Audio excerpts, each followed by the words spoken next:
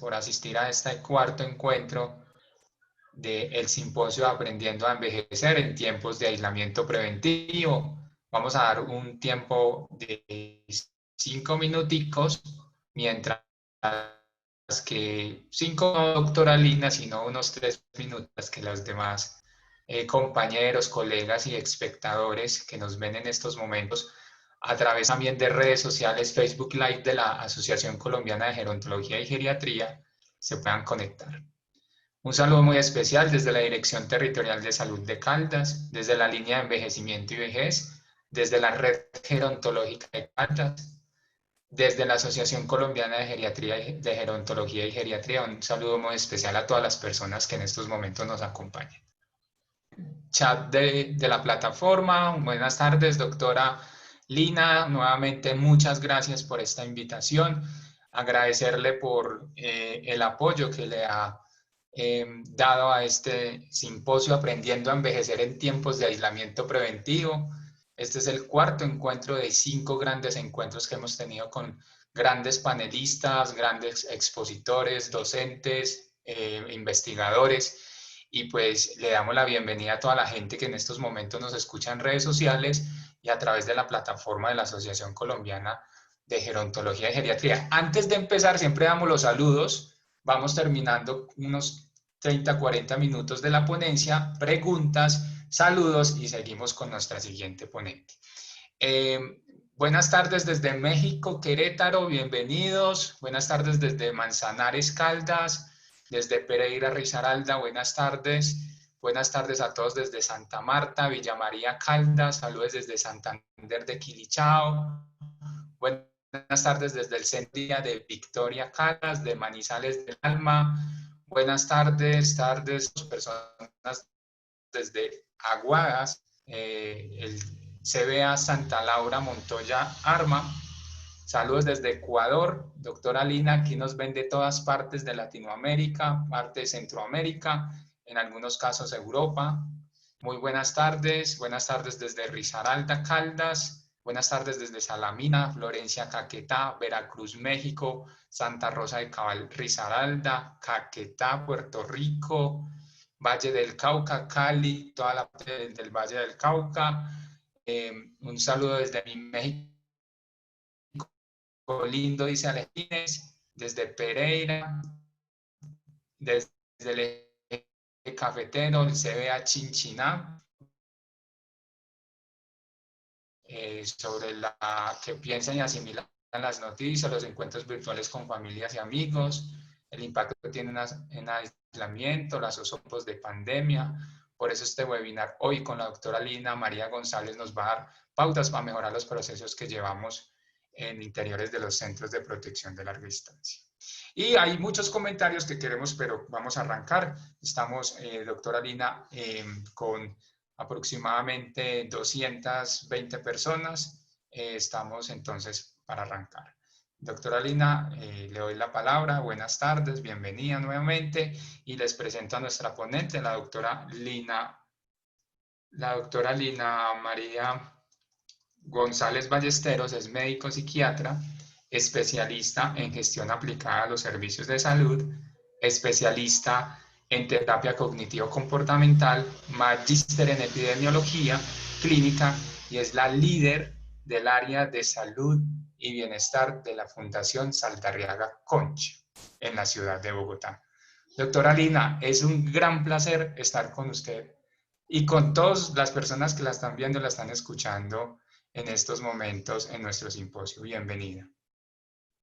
Muchísimas gracias por la invitación, Ángel. Muchas gracias también para mi compañera de ponencia, Ángela María, que nos va a escuchar, a la Asociación Colombiana de Geriatría y Gerontología, pero particularmente a todas las personas que hoy nos están escuchando, que las veo en el chat y de verdad es muy gratificante ver cuántas personas estamos interesados en sí mismos, ¿sí? Porque la vejez es una realidad que tenemos todos y cuando vamos a hablar ahora de salud mental en la persona mayor, tenemos que empezar hablando de la salud mental en general.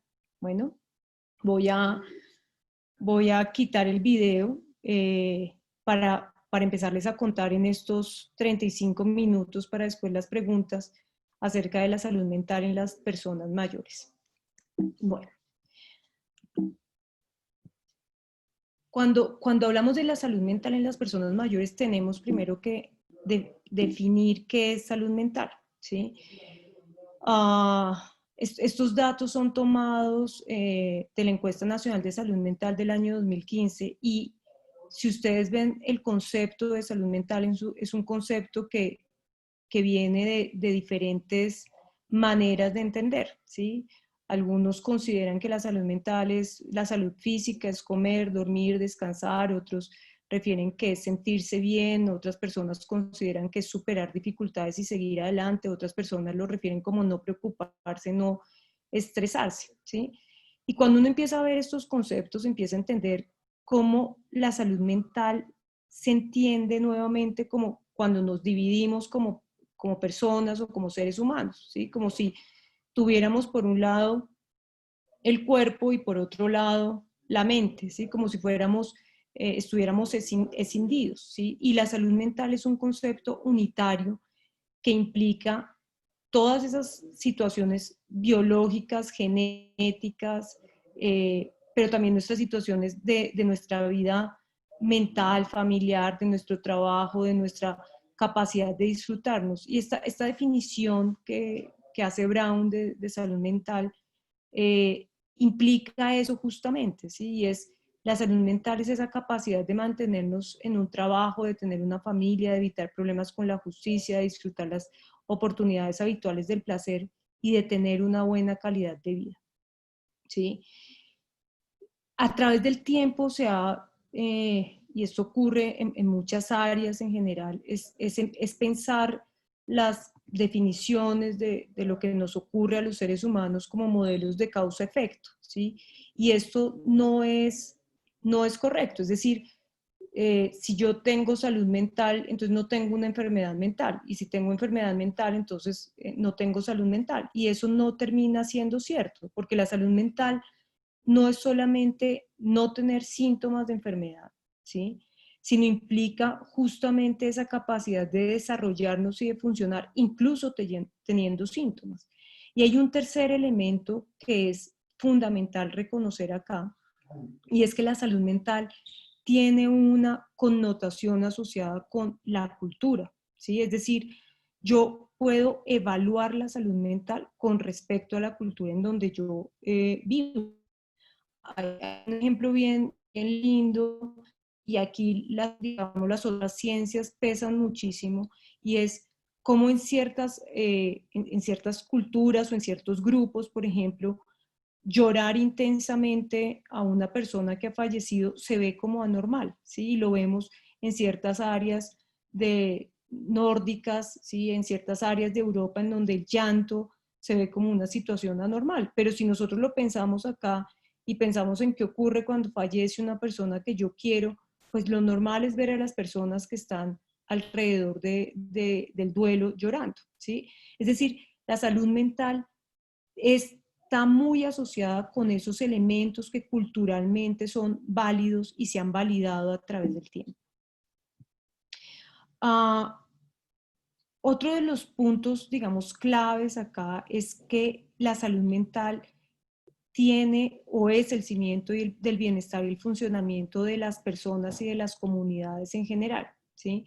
Fíjense que cuando uno piensa un poco en cómo está una comunidad, ¿sí? Uno de manera intuitiva no piensa en si son comunidades que son hipertensas o son comunidades que tienen diabetes, no, uno piensa en esa capacidad de cohesión, esa capacidad de ser resilientes, esa capacidad de salir adelante, de adaptarse a los cambios, ¿sí? Entonces, la salud mental se connota en esas razones con las cuales las sociedades y los grupos los grupos comunitarios terminan funcionando.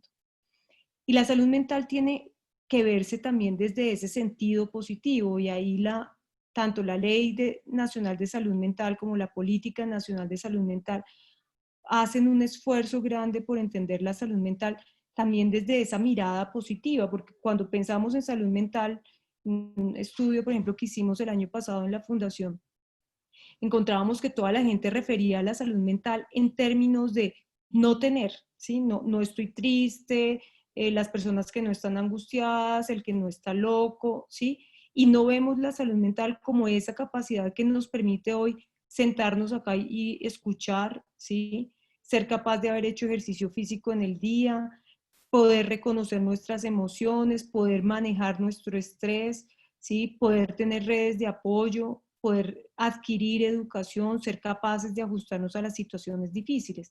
Es decir, la salud mental no es solamente la ausencia de enfermedad, ¿sí?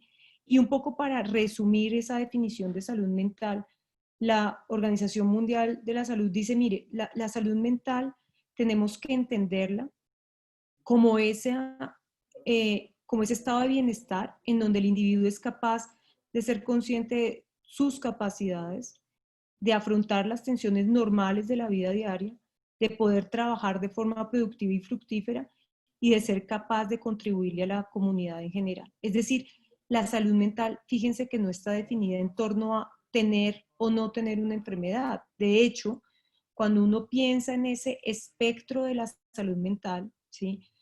Tenemos que entenderlo como que yo puedo tener ciertos síntomas, si así lo queremos llamar, y eso no implica que yo no tenga salud mental. Y quiero detenerme en este concepto que a mí me encanta y es la salud mental la tenemos que pensar como en esas situaciones en las que ocurren cosas en nuestra vida. Entonces, yo puedo estar hoy triste porque me pasó una situación difícil o porque tuve una dificultad particular, ¿sí? Pero soy capaz de venir, de sentarme con ustedes, de conversar, ¿sí? De hablar de esto. Ahí hablamos de que hay una salud mental, funciono, soy capaz de afrontar las situaciones, estoy bien, ¿sí? Contribuyo a las personas. Cuando hablo de que yo tengo un problema mental, cuando tengo un poco más de síntomas, entonces además de estar triste, tengo dificultades para dormir, en ocasiones lloro sin una causa particular, estoy irritable, pero funciono, voy a mi trabajo, soy capaz de relacionarme con los otros, ¿sí? Y ahí hablo de un problema mental. Cuando hablamos de un trastorno mental, cuando no solamente lloro, estoy irritable, ¿sí? Estoy triste, quiero morirme, estoy pensando en suicidarme, tengo dificultades para concentrarme en el trabajo, no estoy siendo funcional, ¿sí? Ahí hablamos de un trastorno mental. Y cuando hablamos de una discapacidad psicosocial, que es un término al cual no nos referimos, cuando tengo todos esos síntomas, pero además de esos síntomas tengo dificultad para ser autónomo, para tomar decisiones, para disfrutar del tiempo libre, del ocio, cuando tengo limitaciones para organizar mi vida cotidiana, es decir, para tener recursos, para poder funcionar adecuadamente con esos recursos. Ahí hablamos de discapacidad psicosocial. Entonces, cuando entendemos ese espectro de la salud mental, vamos a poder entender qué tan grande es esa definición y qué tanto nos impacta en nuestra vida diaria. Es decir, qué tanto se vuelve fundamental entender cómo cuidar nuestra salud mental, porque es que es el día a día nuestro, ¿sí? Digamos que a diferencia, y no quiero ponerlo en comparación en términos de gradualidades, pero a diferencia de otras situaciones de nuestra vida en general, la salud mental transcurre con nosotros permanentemente, ¿sí? Es necesaria permanentemente para poder funcionar y como lo han demostrado muchos estudios, va a impactar también en todas esas enfermedades físicas, en las relaciones interpersonales y demás. Pero ¿cómo podemos poner la salud mental? ¿Sí? Entonces, acuérdense que decíamos que no es un concepto parcelable, no hablamos por un lado de salud mental y por otro lado de salud física, sino van en conjunto. Entonces, cuando yo pienso en promover mi salud mental, tengo que pensar en cómo hago para asegurarme estar bien físicamente, ¿sí? Estar bien físicamente, estar funcional físicamente, pero también cómo hago para poder tener una buena vida espiritual. Aquí yo no estoy hablando de la religión, sino poder tener un sentido de vida, ¿sí? Se ha encontrado que la espiritualidad se convierte en un elemento fundamental para favorecer la salud mental de las personas, ¿sí? Y de la mano a eso, ¿cómo logro vincularme con esas personas que están alrededor mío? Es decir, ¿cómo logro poder tener unas buenas redes de apoyo, poder saber que si hoy me siento mal, puedo llamar a alguien y puedo contarle que me siento mal, o como también puedo contarle a alguien que estoy feliz porque me pasó una cosa que es positiva, o cómo puedo reconocer que mañana si tengo alguna situación, hay alguien que va a estar a mi lado. Es decir, el elemento social que va, que pasa a la familia, que pasa a los amigos, que implica a la comunidad, termina siendo un elemento clave también en esa promoción de la salud mental. Entonces tenemos que entender que la promoción de la salud mental, como cuando uno habla de salud pública, tiene que ver con esos determinantes sociales, ¿sí?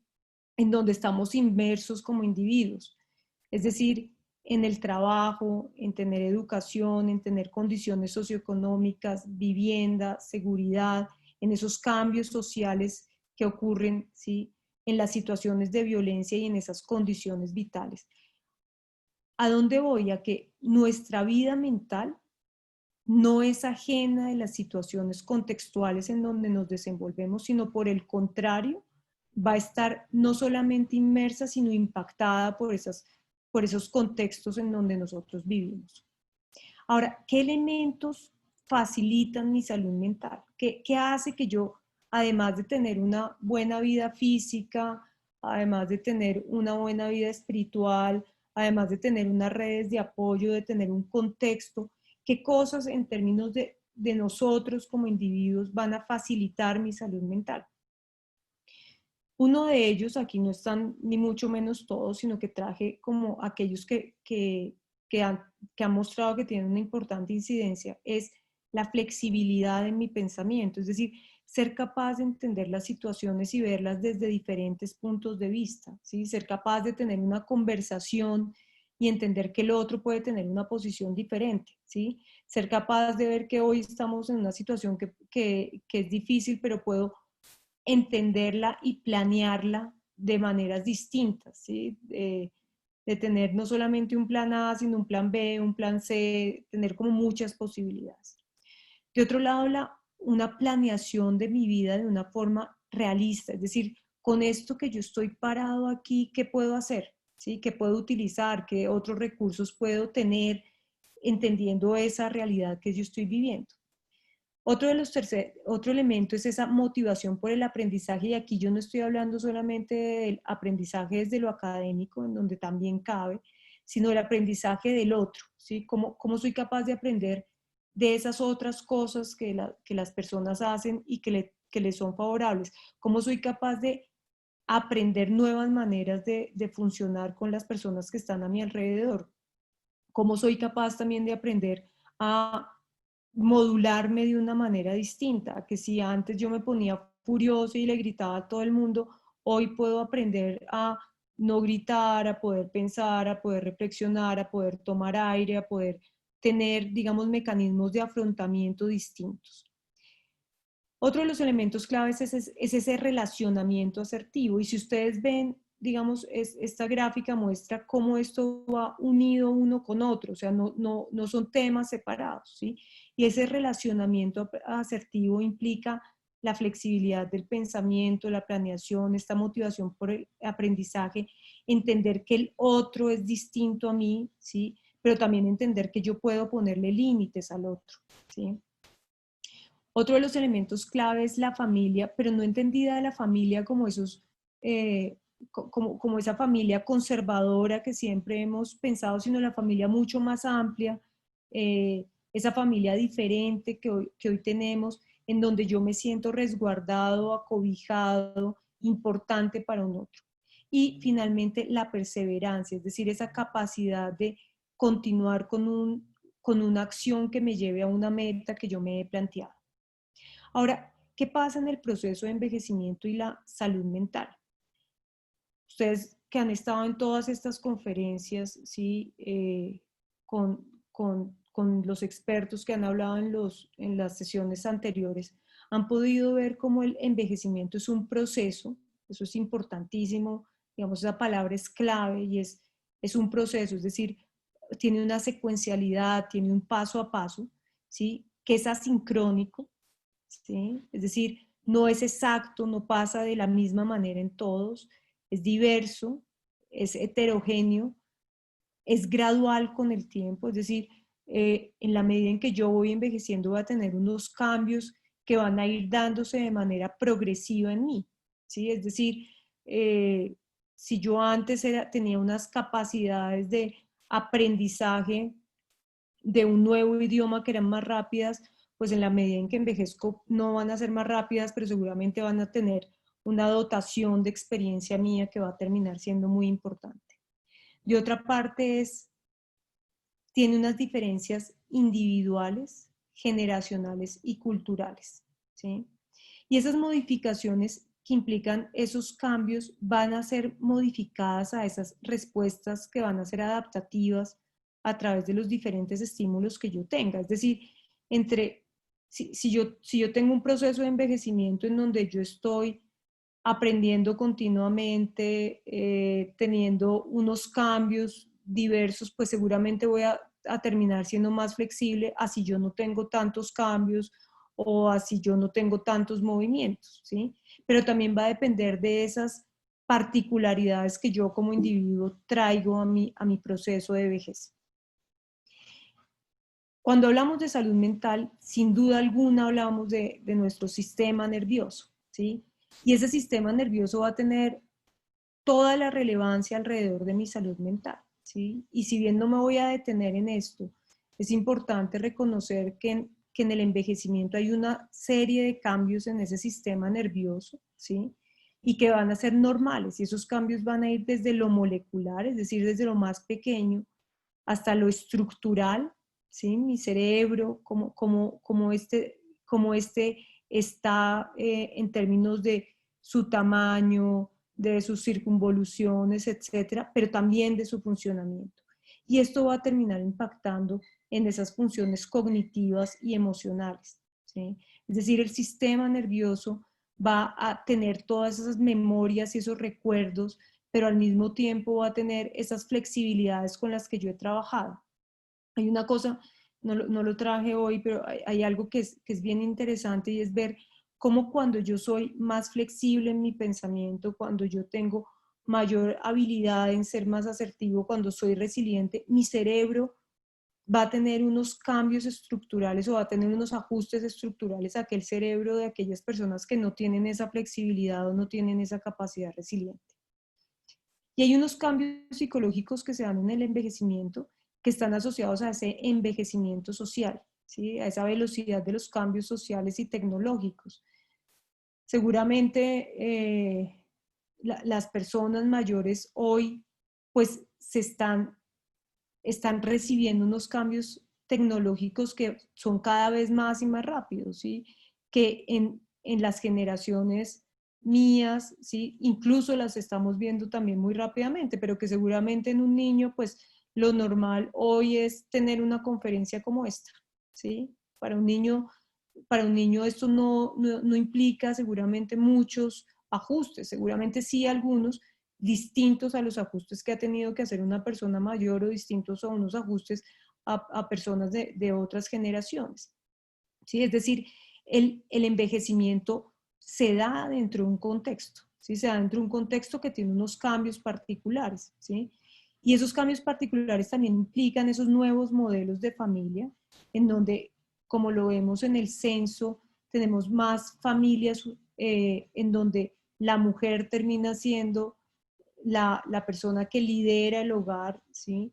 En donde vemos más familias pequeñas, antes veíamos familias extensas, muy grandes, hoy vemos familias en muchas ocasiones unipersonales.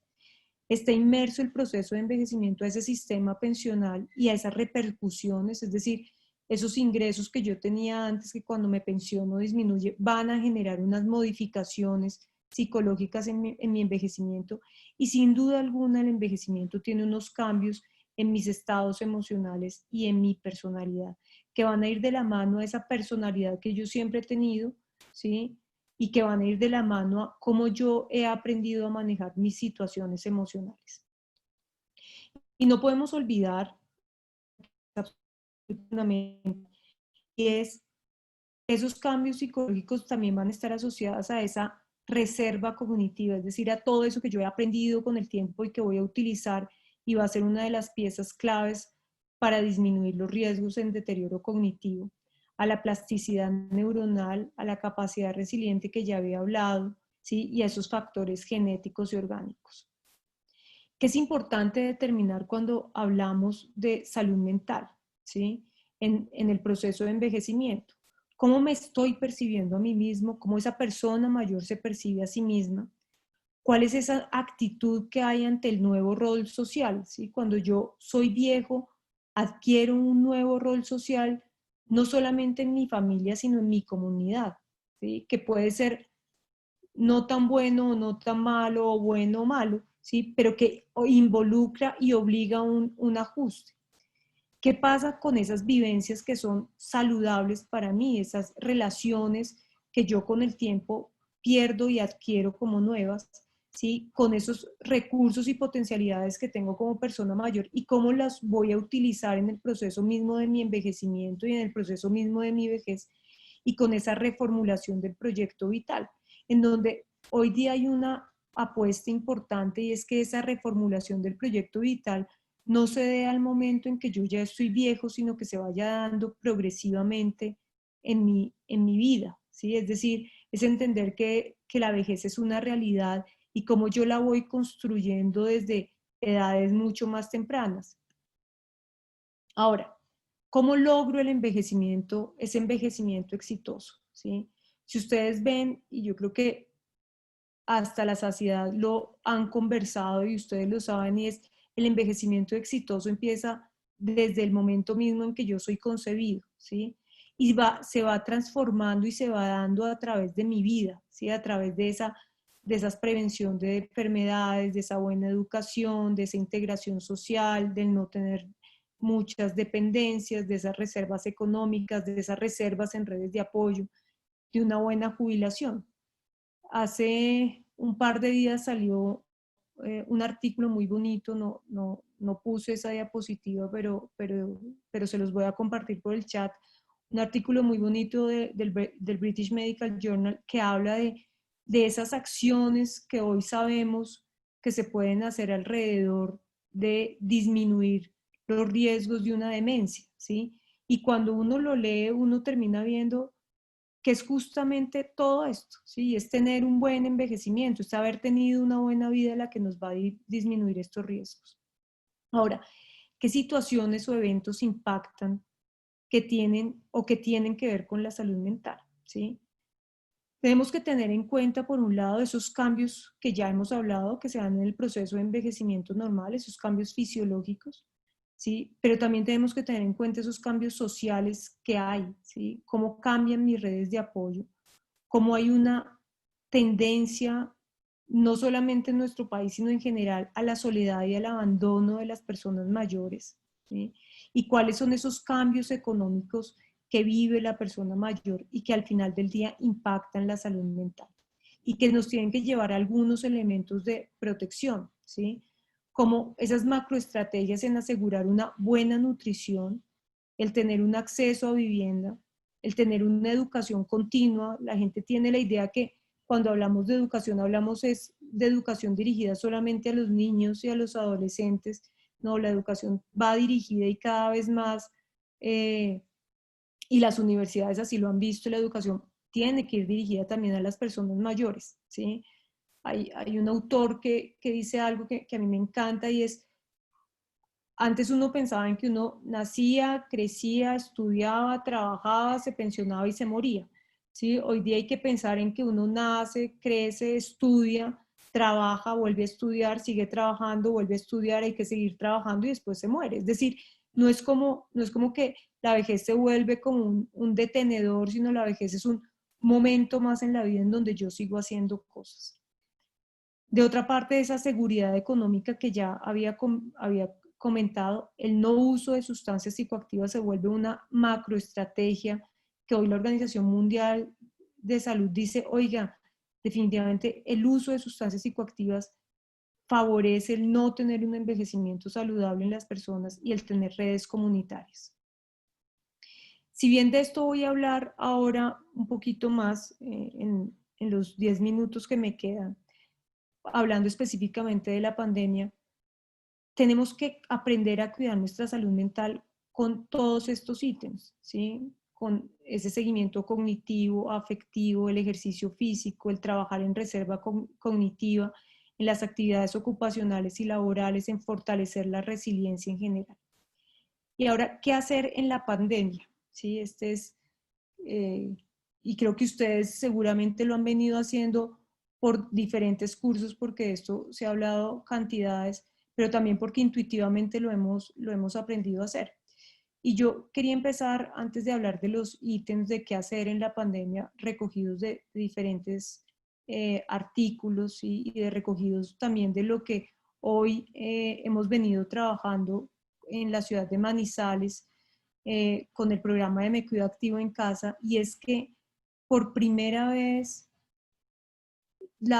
pues por primera vez en nuestras generaciones, la sociedad está viviendo de una manera igual un riesgo. ¿Sí? Antes hablábamos de las personas más vulnerables o las personas de mayor riesgo, y si bien en la pandemia pues tenemos una población más vulnerable que son las personas mayores, al final del día todos estamos en riesgo.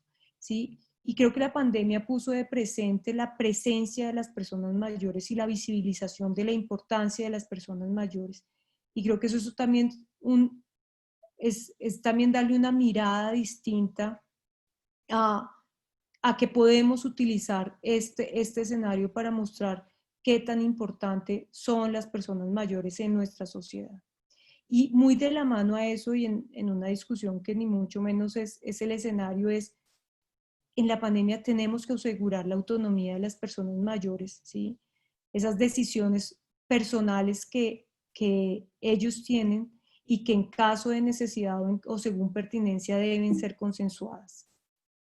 De otra parte, es fundamental mantener la comunicación, ¿sí? A través de videollamadas, el retomar las cartas. Una de las cosas que hemos visto en este proceso de Me Cuido Activo es cómo esa escritura que se nos había olvidado de escribir una carta se vuelve vigente, ¿sí?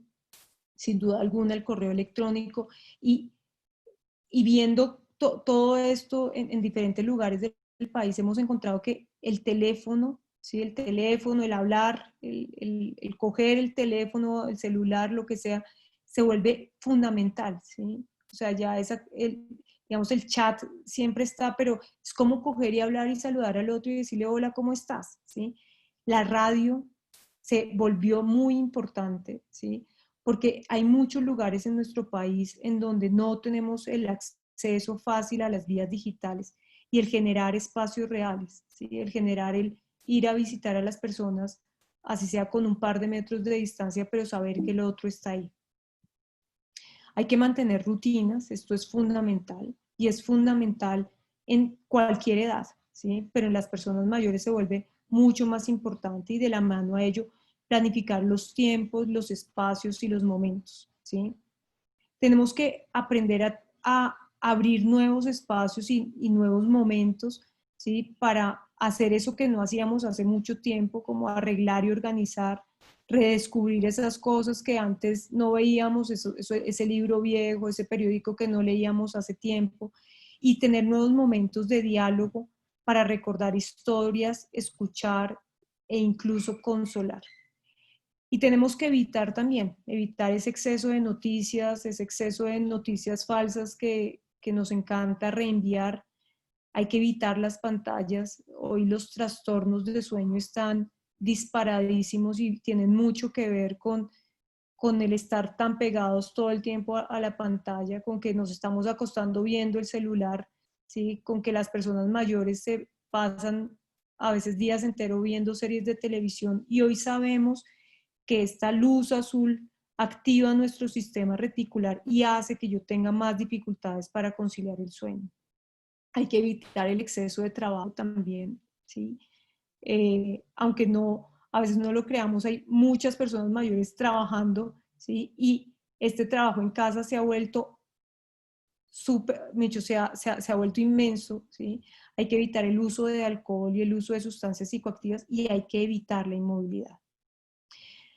tenemos que aprender cosas nuevas, como esas técnicas que nos permiten estar más tranquilos, de respirar, relajarnos, mindfulness, meditaciones, todas estas nuevas técnicas que se llaman técnicas de control de activación, aprender a resolver conflictos. Una de las cosas que hemos visto en esta pandemia con una mayor frecuencia es que este vivir 24/7 ha favorecido esos conflictos y esas dificultades, y aprender a resolver conflictos nos ayuda justamente a tener una mejor salud mental, abrir espacios de lectura y escritura. ¿Por qué no a pensar en estudiar un nuevo idioma? No tiene que ser que yo me vuelva bilingüe de un momento a otro, pero ¿por qué no estudiar un nuevo idioma que además me mejora cognitivamente y a lidiar con el estrés?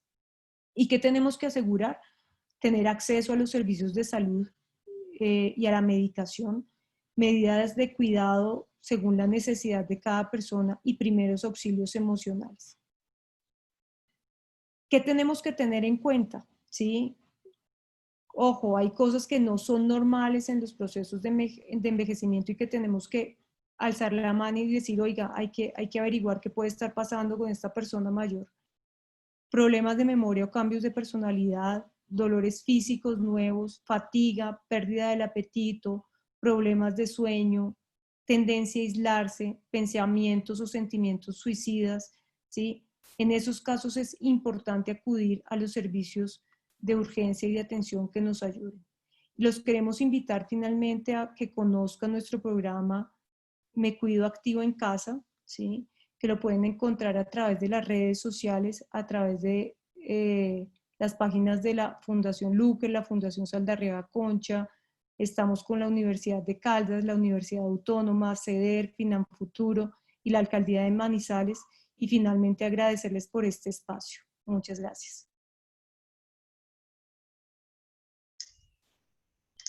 Doctora Lina, muchísimas gracias por su ponencia.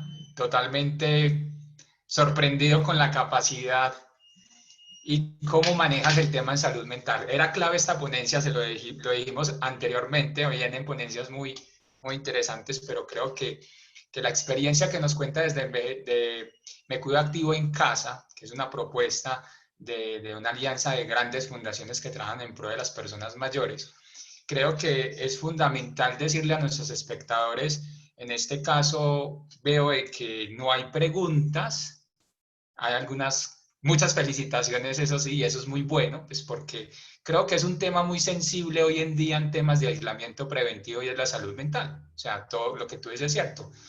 En resumidas cuentas, nos obligamos a utilizar la tecnología y eso es lo que estamos haciendo hoy acá.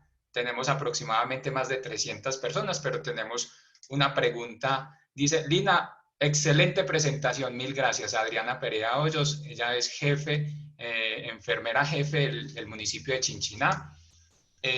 Dicen que si nos pueden compartir la presentación. La doctora Lina acaba Claro de... que sí, ya se las envío por el chat a todos. Muy bien, doctora Lina, muchísimas gracias. Igual a las personas que están en estos momentos conectadas y necesitan de las memorias, por favor, hay que asistir al 80% del simposio para nosotros poder certificar la asistencia y obviamente compartir las memorias de todas las conferencias. Doctora Lina, queremos agradecerle. En estos momentos tenemos por acá más preguntas. Si tiene alguien preguntas en el chat, miremos, dice excelente ponencia. Vamos entonces a leer lo que dicen nuestros espectadores. Dulce María de Monterrey, excelente ponencia, doctora Lina. Muchas gracias, muy buena presentación, muy clara. Mejor dicho, hemos ido, y se lo comentaba, en este tipo de encuentros creo de que la persona mayor es el centro y queremos ir cambiando un poco cómo vemos esas personas mayores, ¿sí? Desde una cultura del envejecimiento, desde la salud física y la salud mental, desde los datos, y entendemos que en nuestra región, el departamento de Caldas, Risaralda y Quindío, es la región más longeva que hay en el país y que obviamente pues este tipo de eventos nos permite seguir avanzando y seguir aprendiendo más de los procesos de envejecimiento, en este caso exitosos. Entonces viene por acá una pregunta: ¿cómo está interviniendo la violencia a las personas adultas mayores por parte de su familia? O sea, eso es una pregunta que hace Isabel Chávez en el chat. Es- creo que es una pregunta clave. Uno de las dificultades que hemos tenido con la pandemia, y es entendible, es que no tenemos muchos datos en este momento, ¿sí? Incluso en una ponencia que estuve hace 15 días, eh, justamente frente a un tema de suicidio en donde estuvimos buscando datos, pues no estamos obteniendo muchos datos y están muy rezagados. Lo que sí es evidente, y lo sabemos por las líneas de ayuda, es que el incremento en la violencia en las familias se ha dado de una manera exponencial, ¿sí? No solamente hacia las personas mayores, sino en general los miembros de familia. Lo que sí es importante con respecto al tema de violencia hacia las personas mayores es que es fundamental que informemos a las áreas encargadas en cada municipio, ¿sí? Es decir, a las comisarías de familia, ¿sí? Para que puedan de manera rápida no solamente recibir el reporte, sino hacer la actuación que esto requiere. Yo creo que una de las cosas claves, y muchos de ustedes que trabajan en persona mayor lo conocen, la normativa actual ha buscado proteger a las personas mayores del abuso físico y la violencia, pero la mayor dificultad que encontramos alrededor de esto son dos cosas, ¿sí? La primera es que la violencia más usual está dada por los mismos familiares, y dos, que el reporte es bastante difícil. Y es bastante difícil porque se convierte en un círculo vicioso, y es que yo reporto violencia, ¿sí? Violencia de quien vive conmigo, pero después no tengo con quién vivir. Entonces se convierte en una dificultad, y en esto pues hay un trabajo grande que se requiere hacer alrededor de poder consolidar un sistema nacional de cuidado que permita apoyar a las personas mayores, no solamente en situación de violencia, sino en situaciones de abandono también, que hace parte también de violencias. Perfecto. Doctora Lina, usted dice algo muy clave en estos momentos, que nos están viendo aproximadamente más de 300 personas en vivo, y es que Colombia necesita un sistema nacional de cuidado. Los departamentos se merecen sistemas departamentales de cuidado, y los municipios, obviamente, sistemas o desarrollos integrales de cuidado municipales, tanto para la zona urbana y rural, porque vemos que muchas de las dificultades de atención, de llegar a la ruralidad, de conexión, pues obviamente lo podemos desarrollar a través de un sistema.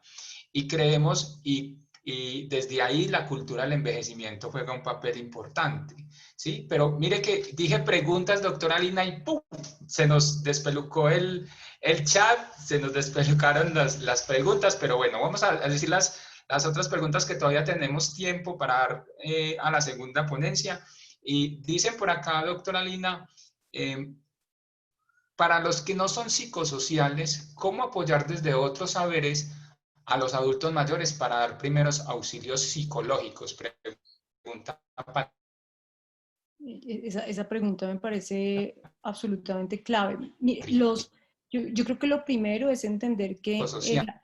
sí, yo lo primero que creo que es importante entender, ¿me escuchan? ¿Me escuchan? Se fue el sonido. ¿Aló? Sí, sí, se Hola. escucha perfecto. Sí, bueno.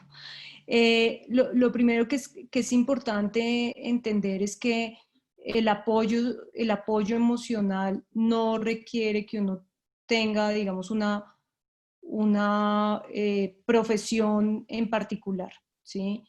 Y es importante abrir el espacio de escuchar. Una de las dificultades, y lo veía en una de las preguntas justamente que está en el chat, es que es muy difícil para las personas acercarse cuando una persona está deprimida, ¿sí? pero es porque le tienen un profundo miedo a dos cosas, ¿sí? Como uno, como si uno se fuera como a contagiar de eso, pero dos, es que no sé cómo acercarme, qué decir, será que lo que yo digo puede hacer daño, ¿sí? Y la primera, digamos, el primer elemento clave en los auxilios emocionales es aprender a escuchar, ¿sí? Como a escuchar el otro y que el otro sienta que uno de verdad está ahí, ¿sí? Lo otro que es muy importante es que es necesario, ¿sí? En esa capacidad de escucha, también poderle mostrar a la persona que hay salidas, ¿sí? Que tenemos maneras de cómo salir. No, no significa promesas falsas, ni mucho menos, pero sí significa que eso que la otra persona está viviendo, que genera un dolor psíquico, se puede solucionar y lo podemos manejar, ¿sí? Otro de los elementos claves es acompañar a la persona en sus momentos de llanto y de tristeza, ¿sí? Y poder abrir el espacio también de poder conversar acerca de esas ideas de morirse o de desaparecer y poderle mostrar que hay otras formas también de pensar las cosas y de ver las cosas frente a las situaciones. Uh, yo los invito y les mandé por el chat a todos la página de Me Cuido Activo. Ahí tenemos abierto, es abierto al público, totalmente gratuito, para que ustedes puedan leer unos módulos especiales de primeros auxilios emocionales que también les van a ayudar a entender y aprender en cómo acompañar a las personas mayores en esas situaciones, teniendo en cuenta esos 3 tips que les acabo de contar.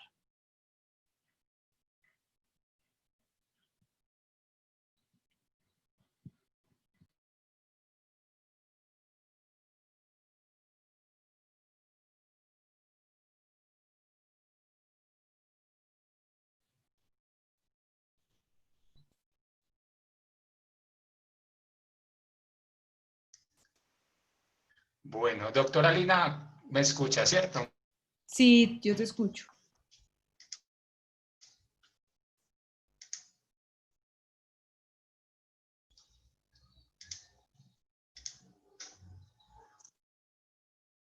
Listo, perfecto. No, tengo problemas con red. No, no te preocupes. Si tú quieres, puedo mirar algunas preguntas mientras te conectas. Veo acá una pregunta y ¿es posible pensar que más allá de los problemas de demencia, depresión, deterioro cognitivo y discapacidad, existe toda una gama de trastornos mentales en los adultos mayores? Sin duda, ¿sí? O sea, los trastornos mentales en los adultos mayores pasan por la depresión, pero también pasan por los trastornos de ansiedad, trastorno de estrés postraumático, eh, trastornos afectivos bipolares, esquizofrenia, es decir, hay una gama, digamos, inmensa en términos de trastornos mentales, pero las frecuencias más altas son los trastornos de ansiedad, el trastorno depresivo y las demencias en general.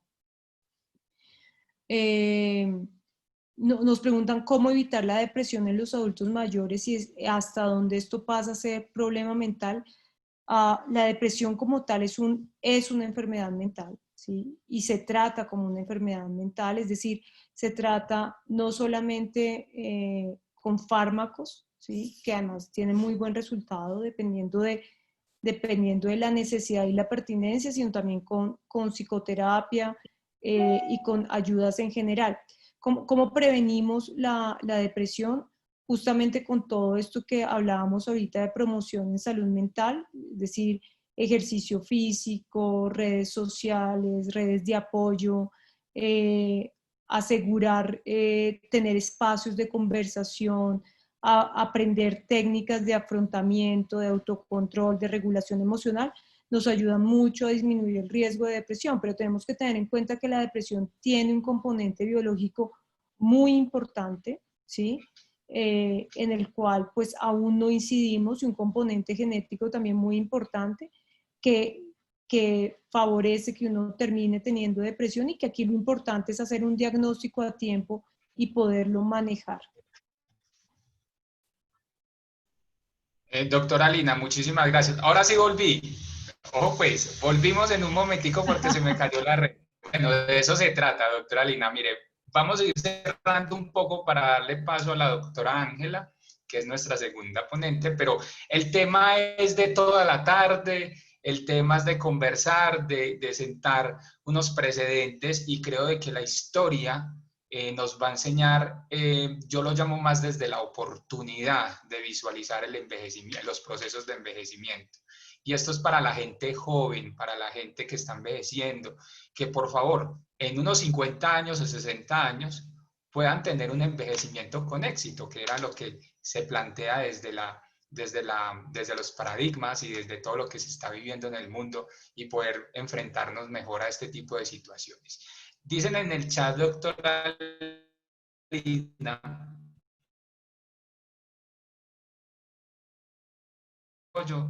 sería una gran ayuda en esto socialmente con los adultos mayores que residen en las zonas rurales. Ángel, te perdí un segundito. ¿Me puedes repetir la pregunta, por favor? No, con respecto a las orientaciones de cómo conformar las redes de Ah, apoyo para el trabajo, o sea, en estos momentos de pandemia, para personas mayores que están en la ruralidad. ajá. Las redes de apoyo usualmente hay que empezarlas a trabajar con las personas más cercanas a la persona. ¿Sí? Esas redes de apoyo, cuando las personas mayores están institucionalizadas, tenemos que trabajarlas como en tres esferas. ¿Sí? Una primera esfera como individuo, es decir, qué familia y qué familiares están, cómo podemos volverlos a contactar y cómo podemos hacer, cómo logramos para que ellos hagan parte de esto. Y esto lo logramos a través de la conversación entre la persona mayor y esas personas en tanto existan y en tanto podamos acceder a ellas. ¿Sí? Una segunda red es la que crea la misma institución, es decir, ya sea con las otras instituciones, ya sea con los organismos del Estado, que son quienes en muchas ocasiones son los pagadores de esto, y con organizaciones sociales que trabajan alrededor de las personas mayores. Y hay una tercera red que llamamos las redes de apoyo estatales y las redes de apoyo comunitaria, que hay, digamos, son como dos redes distintas y son aquellas en donde están involucradas diferentes asociaciones, ¿sí? Diferentes grupos de personas con un interés común y donde también está el Estado, donde están los diferentes organismos del Estado que promueven las acciones con enfoque diferencial a las diferentes poblaciones, ¿sí? Construir redes de apoyo no es una tarea sencilla, pero no es una tarea imposible y la idea es irlas haciendo en el día a día y en las rutinas usuales de las diferentes instituciones en general. Muchas gracias, doctora Lina, por su respuesta. Creo que vamos a ir cerrando, agradeciéndole, doctora Lina María, por este espacio, por tenerla como experta en salud mental y obviamente con todo el bagaje que tiene la Fundación Saldarriaga Concha en el país, en estos momentos como con la alianza con Help Age, que es una de las más fuertes internacionales ahorita en estos temas. Y Caldas, el departamento de Caldas, es su casa, doctora. Bienvenida. Un saludo especial nuevamente a todas las personas que se conectaron.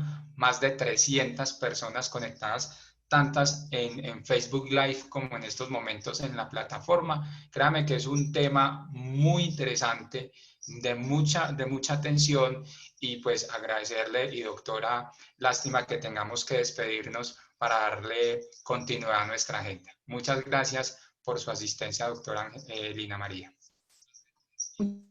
Ustedes tengan una feliz tarde y muchas gracias a todos los que nos escucharon hoy. Muchas gracias, doctor.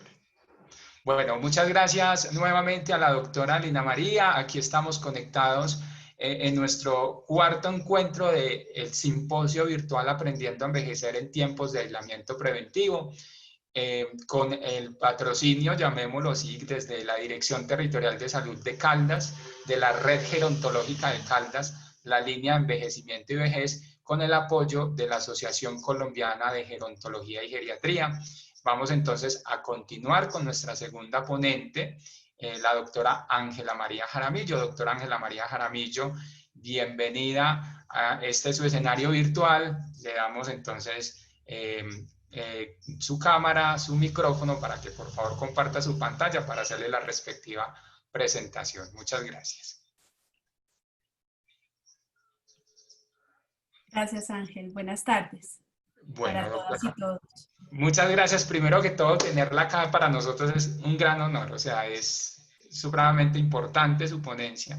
Y créame de que gracias a la coordinación de la Dimensión Gestión Diferencial de Poblaciones Vulnerables de la compañera Adriana Rocío Manjarres González, quien nos hace esta invitación a través de ella y conoce pues como toda la capacidad, la voy a presentar porque pues obviamente esto es para aprender, para cambiar un poco el estilo de aprendizaje que todos los estamos viviendo, y pues para mí es un honor presentarla, doctora Ángela María Jaramillo. Ella es socióloga de la Universidad Nacional de Colombia, magíster en estudios de población, ¿sí?, y doctora en estudios sociales de la Universidad Externado de Colombia.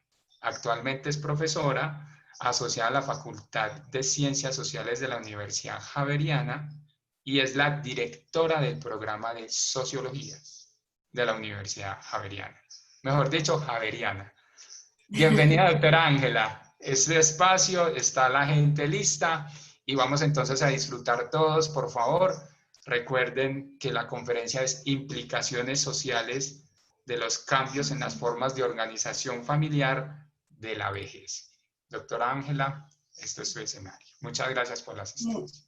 Muchas gracias por la invitación. Gracias a la Dirección Territorial de Salud de Caldas, a la Red de Gerontología de Caldas, a la Asociación Colombiana de Gerontología y Geriatría y a todas las personas que hoy nos están acompañando, a la doctora Lina por la excelente presentación, a Ángel, a Adriana Manjarres, y bueno, espero no dejar a nadie por fuera. Bueno, pues yo quiero compartir hoy con ustedes, digamos, lo que ha sido mi tema o mi problema de investigación desde que me encontré con el envejecimiento y la vejez como un campo dentro de los estudios de población y la demografía.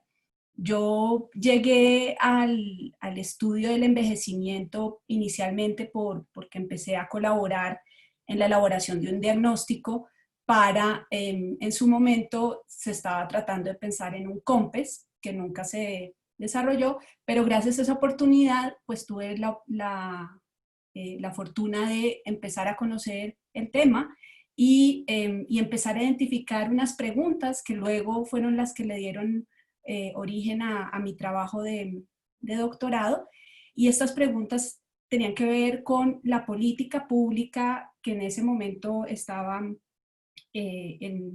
recién, digamos, elaborada, y el cambio social. Yo lo que empezaba a identificar es que de alguna forma en la política pública no veía asuntos que me parecían relevantes como el cambio social que se produce con el envejecimiento demográfico. Lo que empezaba a observar es que en los países más envejecidos, como los países industriales de Occidente, pues primero que envejecieron en un proceso de 150 años, nosotros es un proceso más o menos de 50 años acelerado, y en esos contrastes también la forma más común de vida, el modo de vida más común allá es la residencia unipersonal, y empecé a ver como que eso no estaba presente en las políticas públicas y no había como unas acciones para ver cómo íbamos a asumir ese cambio. Entonces, con esas preguntas empecé a investigar. Y en la investigación, pues me encontré que efectivamente en el país se ha diversificado la forma en la que viven las personas mayores. Digamos, hace un siglo atrás, lo más común era que las personas mayores vivieran con sus familias y con familias extensas, pero hoy la situación es distinta. Entonces, pues lo primero es mostrar el gran cambio demográfico que hemos tenido en los últimos 50 años, especialmente desde el 64, que es donde se puede hacer como empezamos a tener datos con los censos. Y si vemos en 50 años la población se ha multiplicado más o menos por 8, hoy en día más de 6 millones de personas, es decir, casi que un Bogotá completo, y con una proporción de 13% que ya nos pone a nivel mundial en un envejecimiento moderado, donde el índice de envejecimiento nos va mostrando cada vez más cómo esa relación entre personas mayores y menores de 15 se va acercando, y las personas mayores cada vez van siendo más y los menores de 15 van siendo menos, y esto pues tiene todo un debate, especialmente en relación con lo económico, con las pensiones.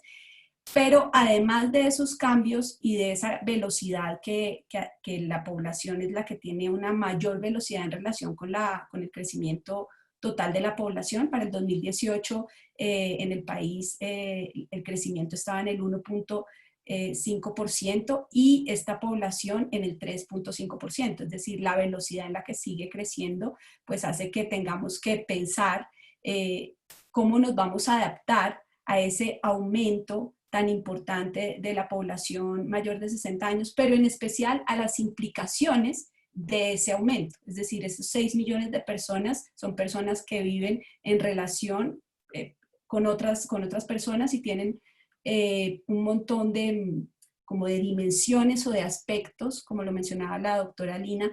Es un fenómeno complejo, y en esa medida conocer todas las dimensiones en las que impacta este cambio demográfico es relevante para que podamos adaptarnos de la mejor manera, diseñar programas, políticas y proyectos que puedan de alguna forma atender esas nuevas demandas sociales. Entonces, una de las consecuencias del envejecimiento demográfico, que es en la que yo me centro en mi investigación, tiene que ver con los cambios en los arreglos residenciales. Y en la pregunta, como les mencionaba, me preguntaba, bueno, hoy en día siguen viviendo todos en familia, hoy en día siguen viviendo todos acompañados, o vamos en esa tendencia mundial en la que la residencia unipersonal empieza a marcar, digamos, el futuro y el norte. Y no por un asunto voluntarista, sino porque es que el envejecimiento demográfico es el resultado del aumento de la esperanza de vida por un lado, pero en combinación con el descenso de la fecundidad. Entonces el descenso de la fecundidad lo primero que hace, que va a impactar en los tamaños de las familias. En esa medida, esas solidaridades que hace un siglo atrás eran sobre todo, y que eran las que permitían que se respondiera a las adversidades económicas, sociales, personales. Digamos que la importancia del grupo familiar es que era el que de alguna forma daba respuesta a las situaciones de adversidad, las superaba, y esos apoyos tradicionales eran los que permitían no solo como la sobrevivencia particular, personal, sino la sobrevivencia del grupo. Entonces, al reducir esos entornos familiares, al ser familias pequeñas, pues, ¿quién depende de quién? ¿Qué pasa con esas solidaridades? ¿Qué pasa con esas formas de atender y de superar la adversidad?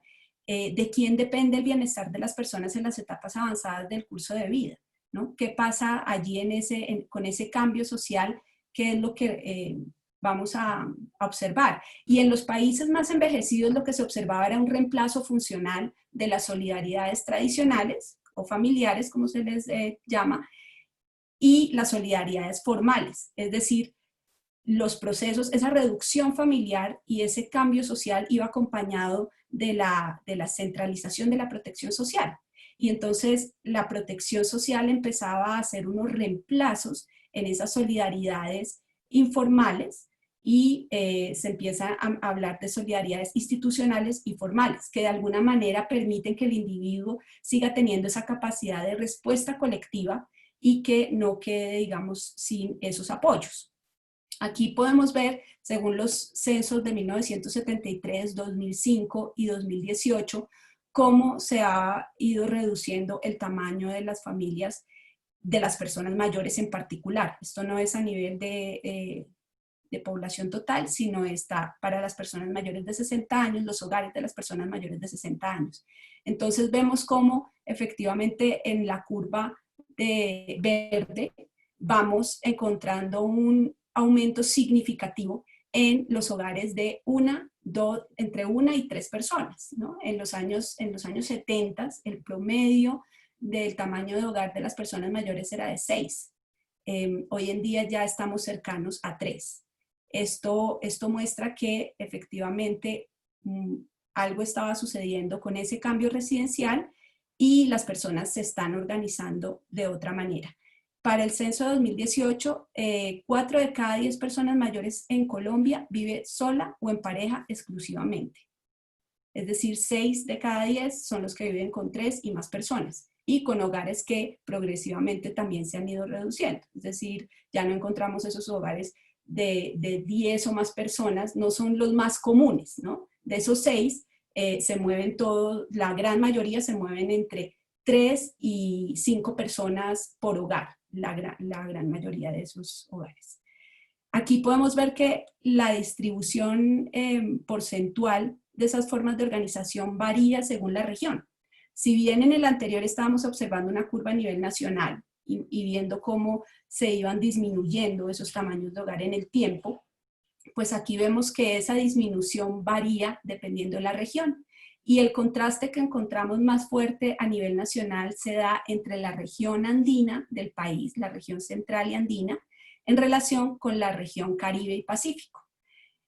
Más o menos hacia el medio están el eje cafetero y Bogotá, es decir, que ellos, en la zona andina y central, es donde encontramos más crecimiento de los hogares más pequeños y en particular de los hogares unipersonales. Mientras que en la región Caribe y Pacífico es donde todavía esos hogares no son la gran mayoría. Miremos, por ejemplo, que son el 60%, más del 60% en 2018, en contraste con la zona central, que es menos del 50% en el 2018 también.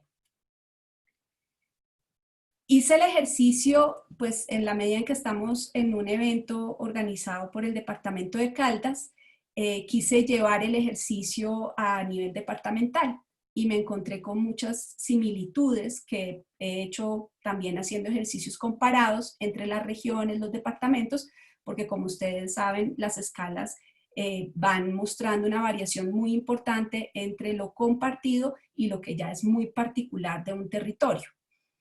Aquí encontramos entonces que está en la tendencia. Lo interesante también es que hay que mencionar que Caldas es uno de los departamentos, digamos, que está en los niveles más altos de envejecimiento del país. Para el año 2005 era 11,3% del total, el total de personas mayores, con más de 100.000 personas mayores. Estos son datos de censados. De personas censadas. En el 2018, esta población sube a 164.338 personas, representando el 18% del total de la población.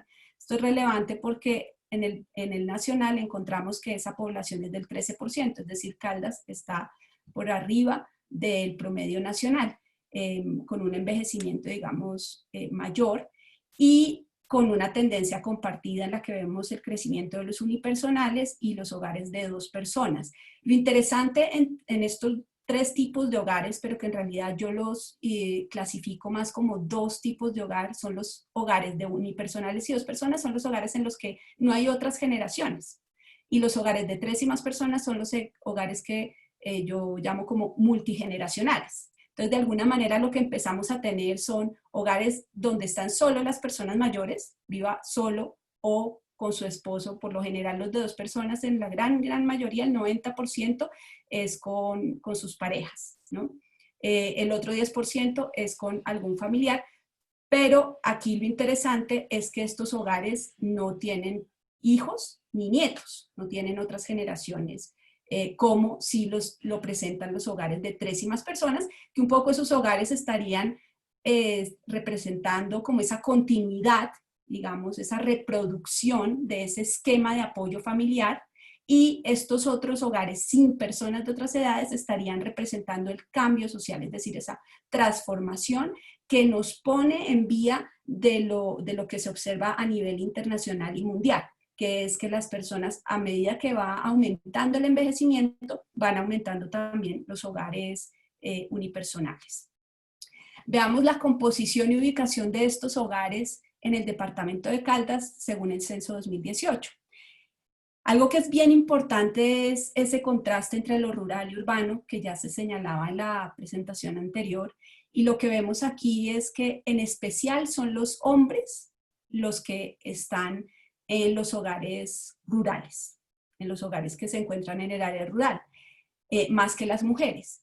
Y llama mucho la atención en el hogar unipersonal, si se dan cuenta casi el 70% de los que viven solos en el área rural son hombres y el 30% son mujeres. Ese es el hogar que tiene mayor contraste. Sin embargo, los otros hogares también muestran unos niveles mayores de parte de los hombres en las áreas rurales. Esto me parece que es relevante en la medida en que las áreas rurales no tienen la misma infraestructura vial ni institucional para responder las adversidades, especialmente las adversidades de salud, porque también, pues, o sea, la soledad en sí misma no es el problema, pero si no se tienen condiciones, es muy próximo vivir solo y sentirse solo, es decir, el sentimiento de soledad, si no encuentra unas condiciones, posiblemente habría que hacer estudios, pero sí puede estar muy correlacionado que si se vive solo y no se tiene unas redes de apoyo, pues pueda aumentar el riesgo de ese sentimiento de aislamiento social. Entonces, en la medida en que en las áreas rurales no hay una infraestructura física, me refiero especialmente a las vías, ¿no? Unas buenas vías en las veredas, por ejemplo, pues si se tiene algún evento en la noche y la persona vive sola o tenemos dos personas mayores que viven solos, pues la capacidad de respuesta y de apoyo a estos eventos es muy limitada, especialmente porque los apoyos que ellos siguen teniendo siguen siendo los vecinos. Y la dispersión entre las viviendas en el área rural hace que sea muy difícil poder responder de una manera rápida a eventos de urgencia especialmente. Pero también pues tiene que ver con poder hacer visita, poder compartir, sentirse parte de un colectivo, ¿no? Eso también hace, digamos que es una de las preguntas que habría que hacerse en términos de qué pasa con esos hogares pequeños en el área rural. Y más cuando estamos en procesos de despoblamiento rural en los que las poblaciones que están saliendo son poblaciones especialmente jóvenes y adultas, ¿no? Entonces, digamos que eso también es una tendencia y donde estas poblaciones no están en retorno. Lo que no vemos es que haya unos retornos, ¿no? Para luego de educarse, regresar y volver a hacer y seguir allí su curso de vida.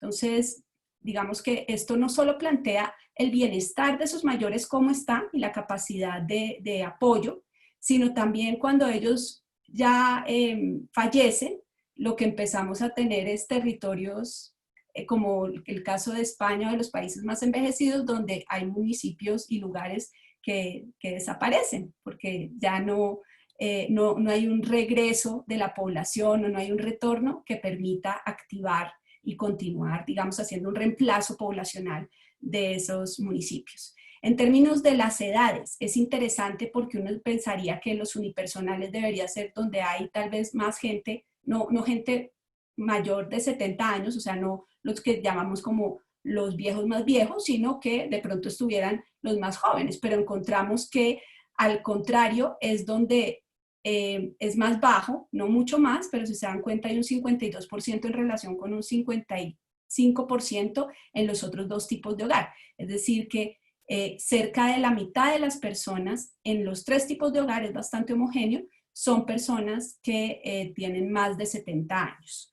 Eso es interesante cuando vamos a mirar, voy a ir aquí a lo de salud, porque en lo de salud nos muestra cómo, según también es bastante, digamos, homogénea la información, es decir, las distribuciones según los tipos de hogar son bastante similares y lo que nos muestran es que de cada 10 personas que viven en un hogar unipersonal, 2 dicen que tienen alguna dificultad para la vida diaria, ¿no? Y esto cuando uno lo calcula ya por edades, es decir, en los de 70 años a los de 80 años, va aumentando. Sin embargo, es muy interesante ver que la gran mayoría de la población pues no reporta ningún tipo de dificultad en la vida diaria, lo que habla muy bien, digamos, de su salud y su funcionalidad, ¿no?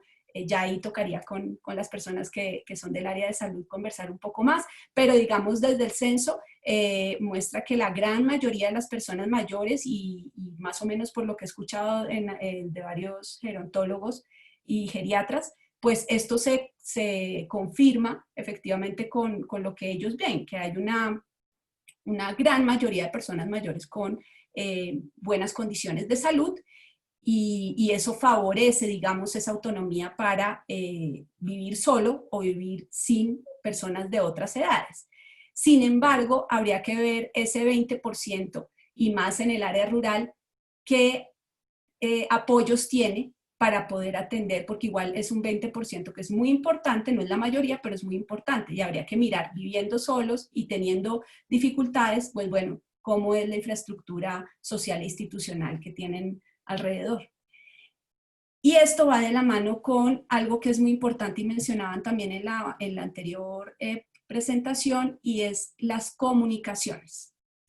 En los hogares unipersonales, las personas mayores de 60 años que viven solas, solo el 25%, es decir, casi 3 de cada 10 que viven solas tienen acceso a internet, 7 no.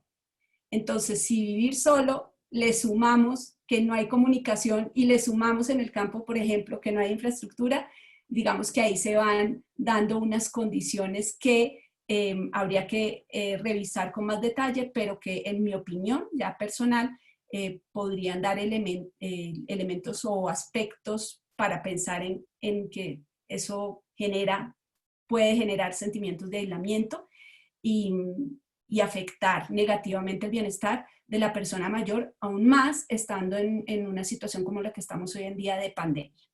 En los hogares de 2 y 3 personas también el acceso es bajo. Los que tienen más acceso a internet son los que viven con otras generaciones, que se acerca casi a la mitad, es decir, de cada 2, 1. Sin embargo, yo creo que sigue siendo bajo para lo que deberíamos tener en esta época, y creo que ahí hay que mirar cómo afecta o impacta eso en términos del bienestar de las personas mayores.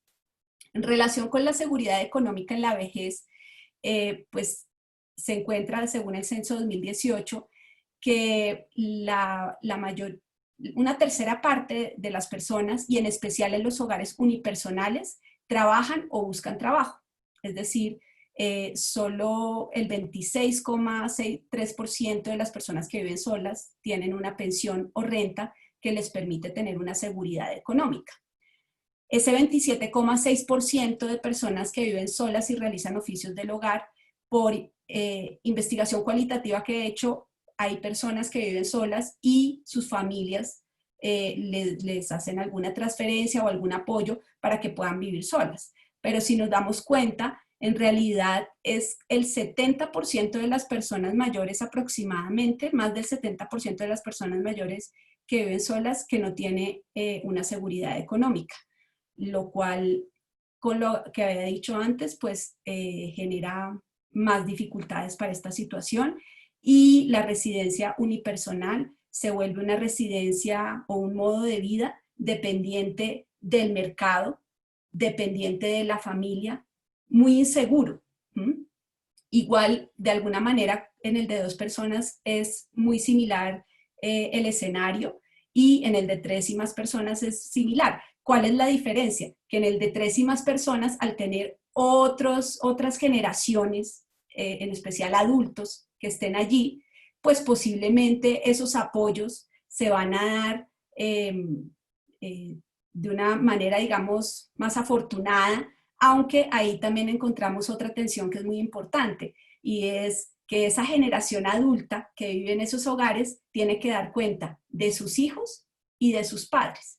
Y entonces también en investigación cualitativa lo que hemos encontrado es que esa doble presión genera una sobrecarga en la familia. y eso genera tensiones que terminan desembocando muchas veces en el aumento de la violencia intrafamiliar, pero también en los sentimientos de aislamiento de la persona vieja y de sentirse una carga. Entonces, digamos que no podríamos decir que ninguno de los escenarios está mejor que otro, es más la invitación a que tendríamos que estudiar cada escenario para ver en cada uno cuáles son los riesgos que se aumentan, porque si bien en el de multifamiliar, multigeneracional, perdón, se puede aumentar las tensiones y el conflicto familiar, la violencia intrafamiliar, en los otros dos lo que se puede aumentar es los sentimientos de aislamiento y posiblemente estados de depresión o otras dificultades. Bien, con esas, solo menciono esos datos que son como parte de los que considero que dan pistas acerca de qué sucede en los distintos tipos de hogar, ¿no? De las personas mayores, pero digamos, el debate y en realidad donde es muy importante avanzar en las reflexiones es en la política pública y en las condiciones de institucionalidad pública para el envejecimiento humano. Porque de alguna forma, en la medida en que se haga visible esos distintos tipos de hogar, también se van a hacer visibles las demandas sociales de cada tipo de hogar. Y creo que si la política, los programas y los proyectos logran como generar acciones en relación con ese cambio social, en relación con esos distintos tipos de hogar, pues las acciones van a ser más pertinentes y cada una va a responder de manera más adecuada, en mi opinión, a las demandas sociales particulares, pero también las generales. Como les digo, hay unos asuntos que son compartidos y otros asuntos que son ya muy locales y territoriales. Conocemos en general todos los avances que se han dado desde los años 70, ¿no? En las asambleas mundiales, las conferencias regionales, el desarrollo de los instrumentos nacionales como la Ley 29, la Constitución Política, la Política Nacional del 2007, que fue actualizada en el 2014 y desde allí ha venido implementándose y tratando de hacer unos avances muy interesantes territoriales. Y digamos que hay que reconocer eso como avances muy, muy importantes este año, también con el gran avance hacia la protección de los derechos humanos. Y aquí es claro entonces que sí hay un reconocimiento de los cambios, digamos que en los documentos se encuentran, en los diagnósticos se encuentran que sí hay esos cambios, que sí es necesario tener en cuenta el hogar y la familia, ¿sí? Y desarrollar las solidaridades institucionales y comunitarias desde un enfoque de derechos humanos. Sin embargo, cuando uno va a ver, digamos, el modelo que tenemos en campo, con todos los servicios que se han desarrollado y las formas de atención que tenemos, pues empiezan a haber como unas tensiones, ¿no? Entre la política y su implementación, y especialmente esas tensiones se reflejan entre la prevención y la atención, ¿no? Porque la prevención implica desarrollar acciones en función de la autonomía, de la igualdad, de las solidaridades, ¿no? Mientras que lo asistencial pues nos está resolviendo el día a día.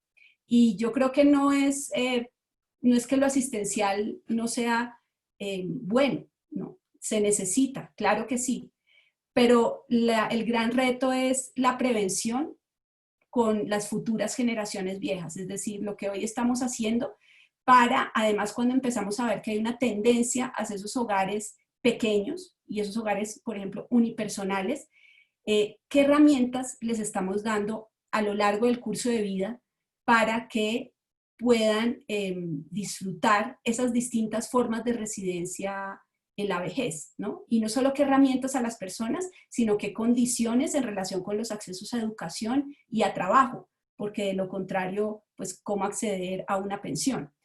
Esto entonces, estas contradicciones entre la prevención y la atención, pues lo que generan al final es que como que no se han hecho esos reemplazos de esas solidaridades institucionales, no se han consolidado, y un poco las personas mayores y las familias siguen como en el aire, ¿no? Como tratando de funcionar con esos esquemas del pasado, con esas solidaridades en las que la familia lo resuelve todo, ¿sí?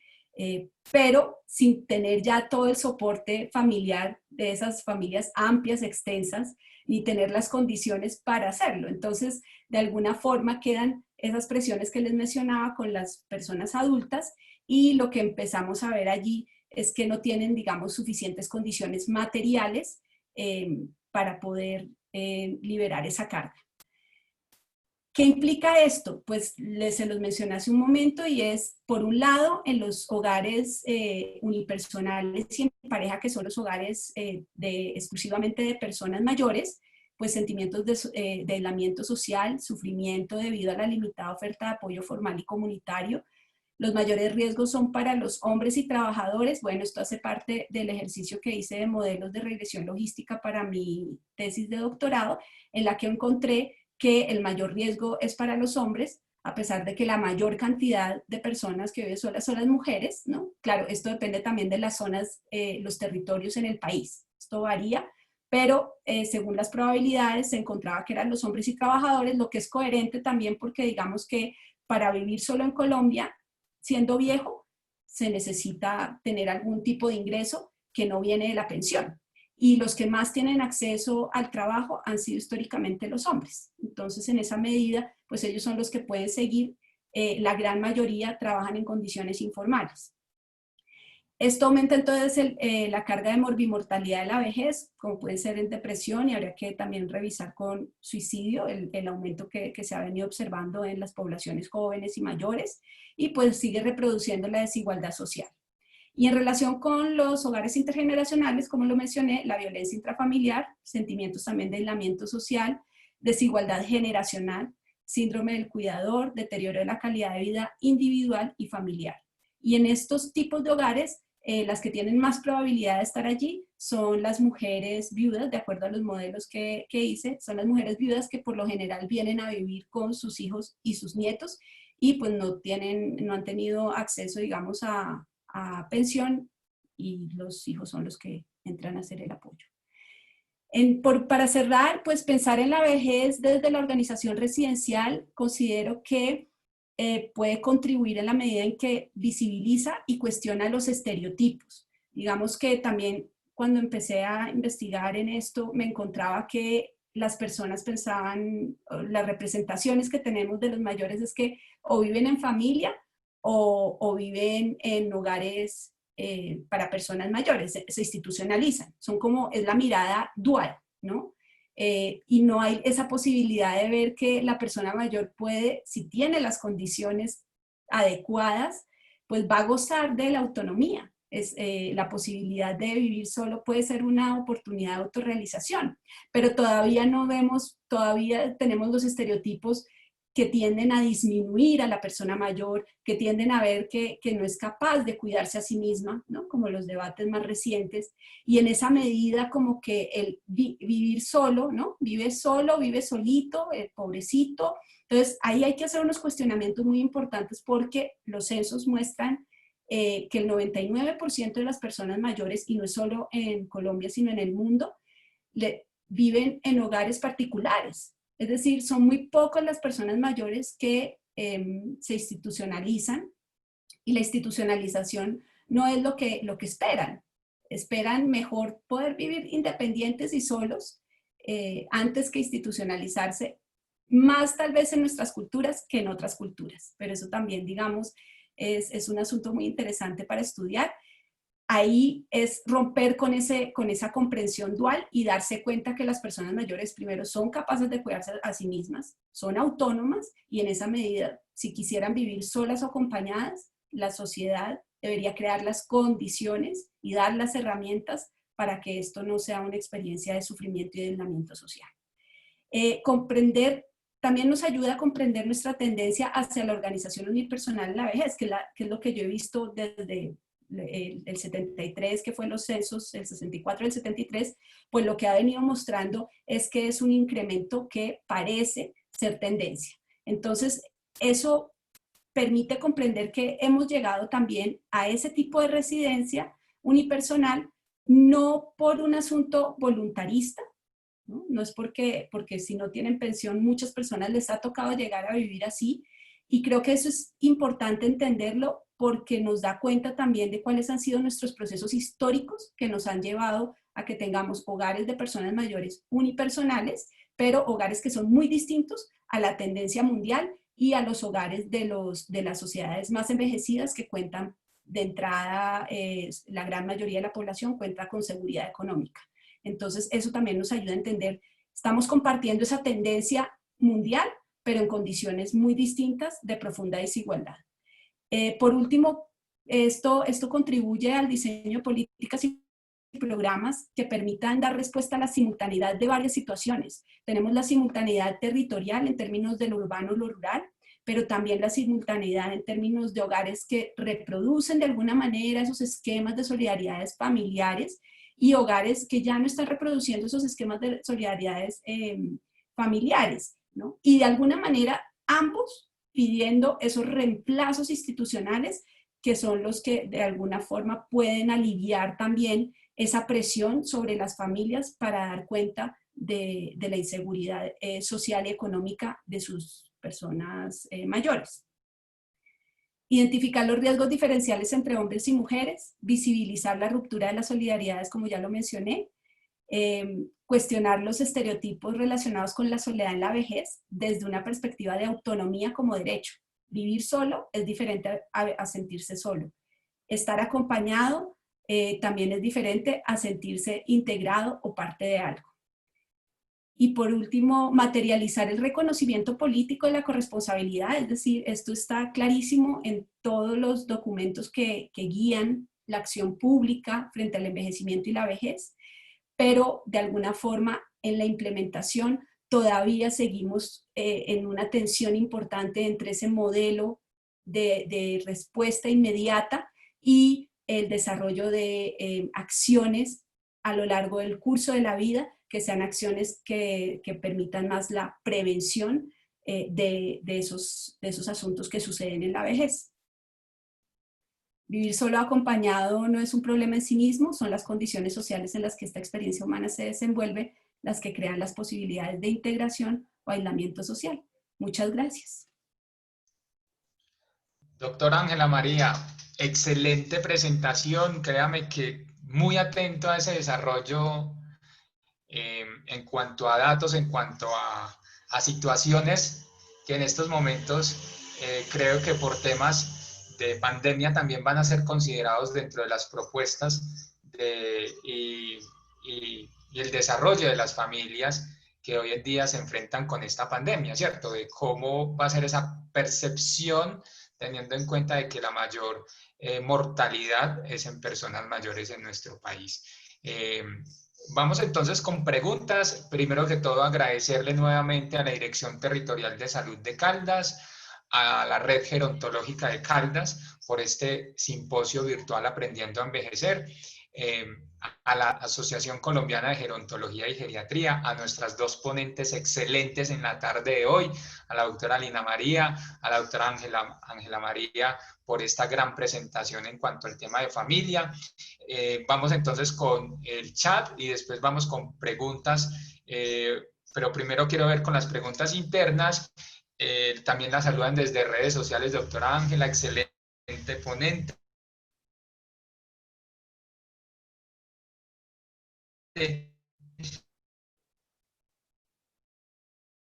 Excelente información, se mantuvieron conectados y eso es importante.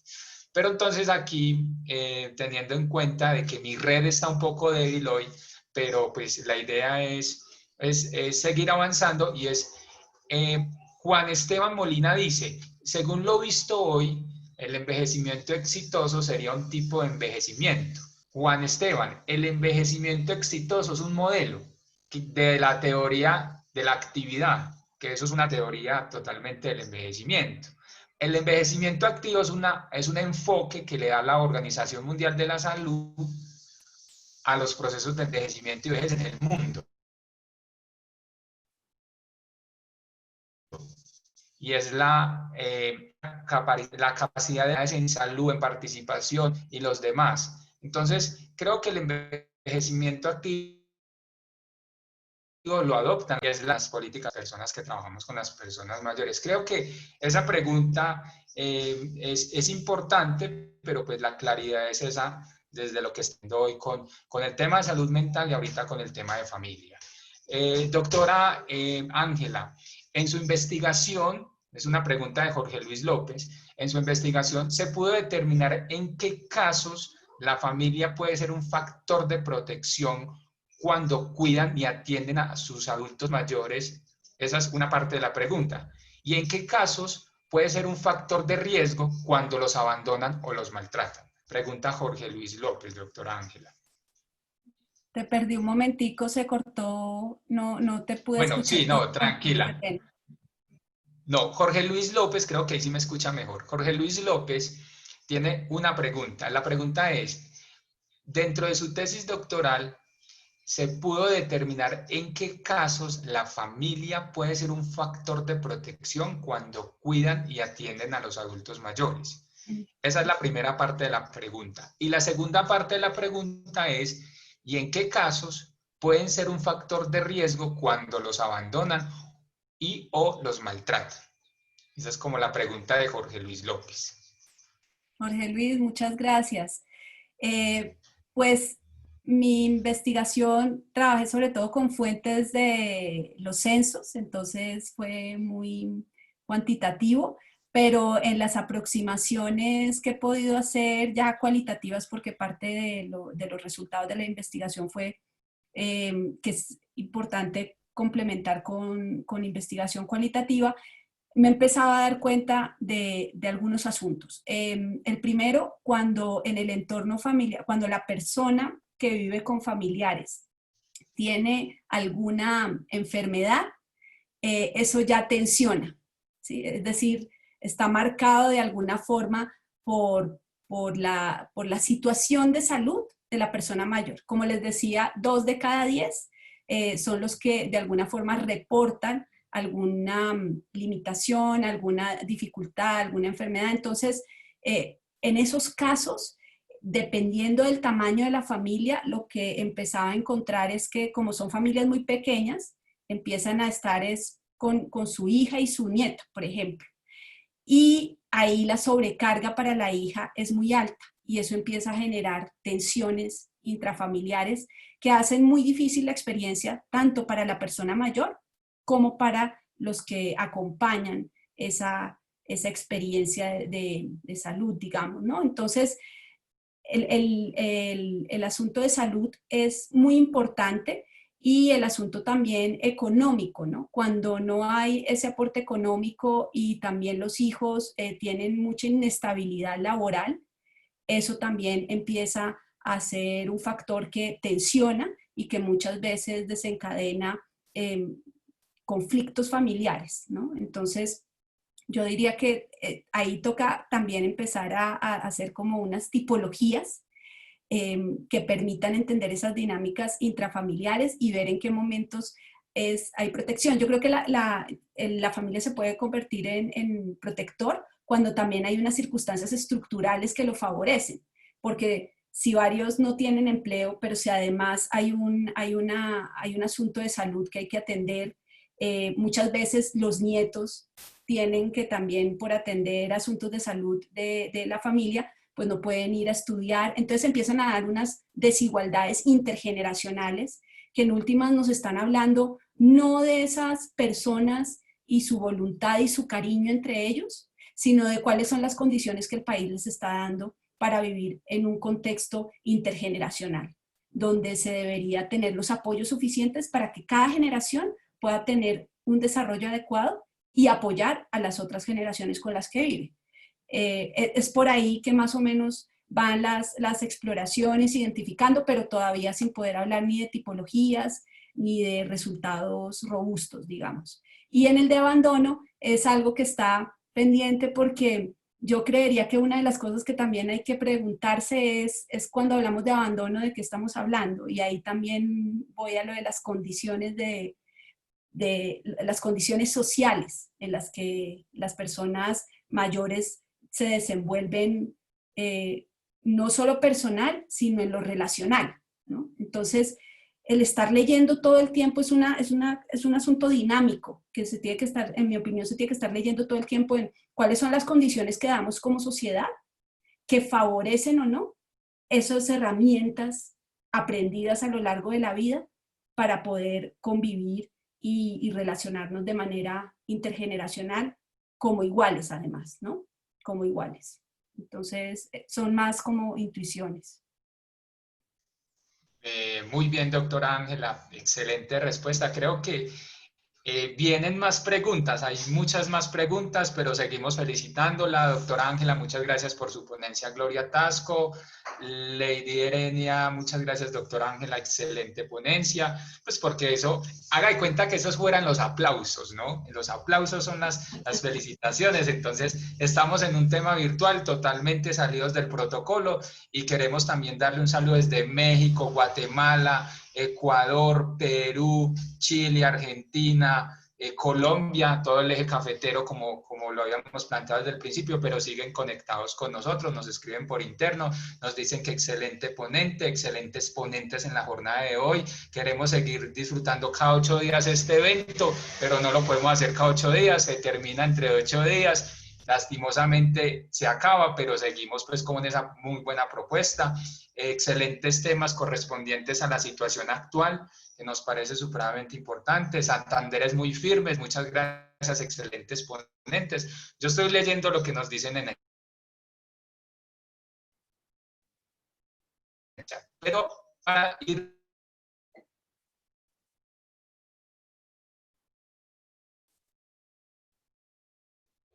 también dando, la tendencia es hacia la organización unipersonal o la de 2 personas. Esa es El crecimiento, una parte.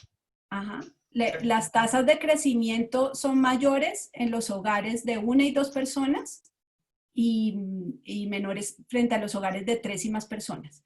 Yo lo que creo es que hacia el futuro sí nos Y está la otra marcando. parte, ¿cuál sería? ¿Aló? ¿Hola? Sí, sí, me escucha. Ya te volví a escuchar, sí. Qué pena, yo tengo problemas de internet, pero creo No te que esa preocupes. es No te una de preocupes.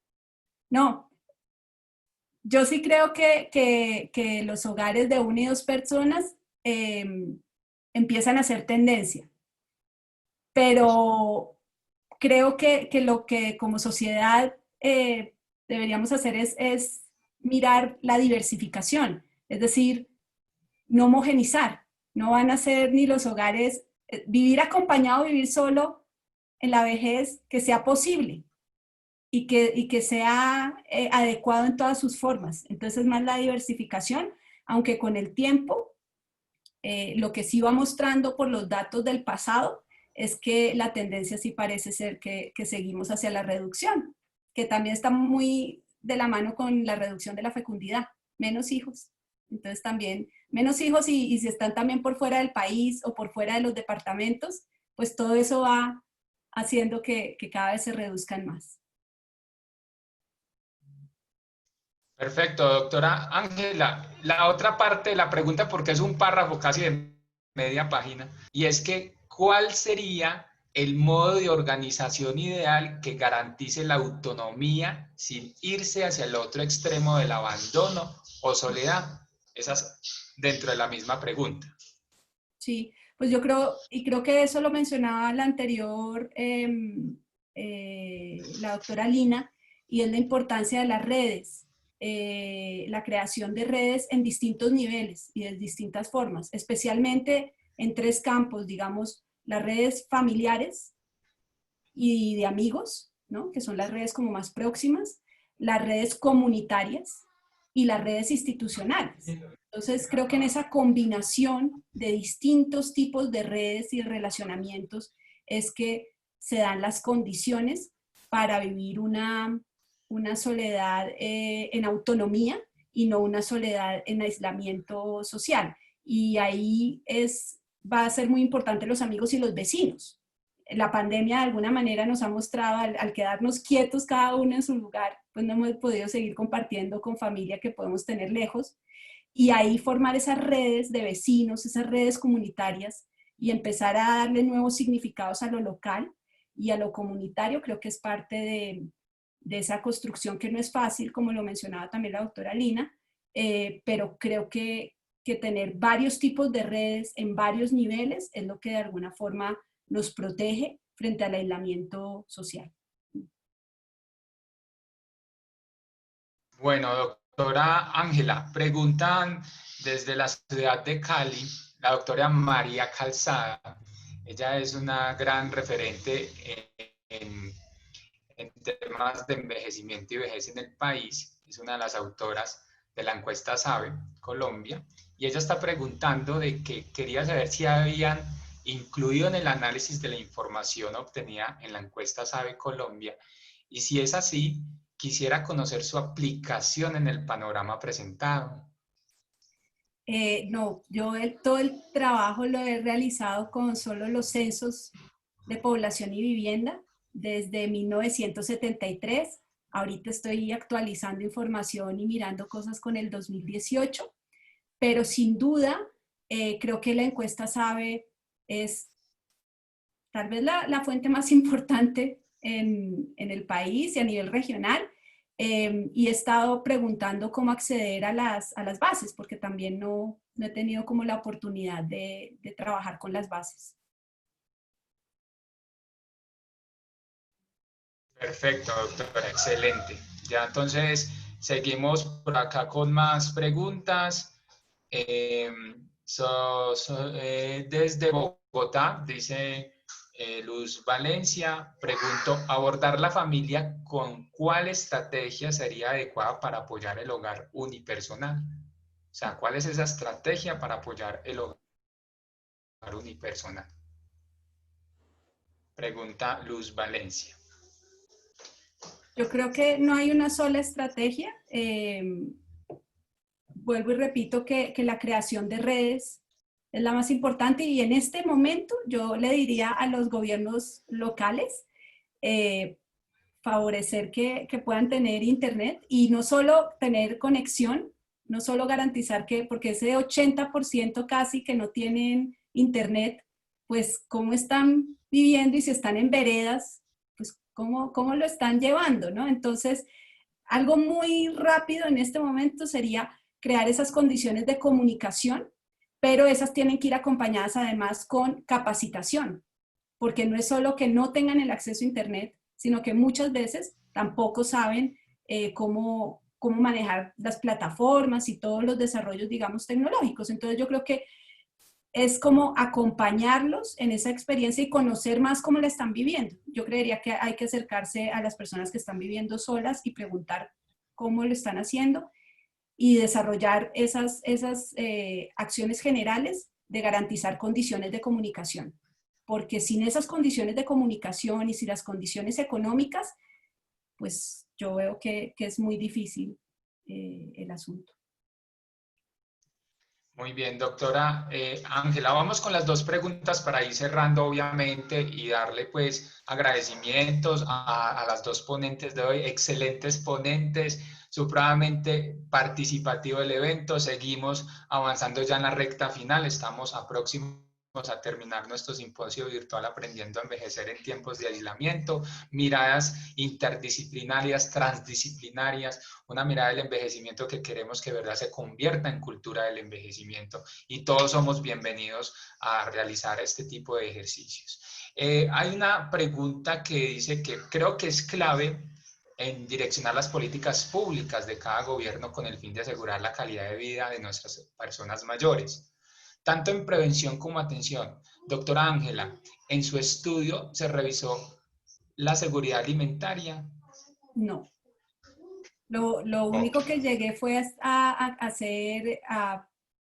ver qué pasaba en lo rural en términos de los tipos de hogar y lo que me permitía el censo, pero seguridad alimentaria no.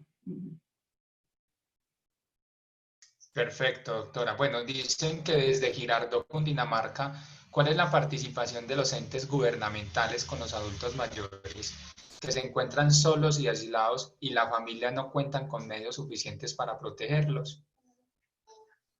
¿Cuál es el papel de los entes gubernamentales Sí, en de este los espacio? entes gubernamentales.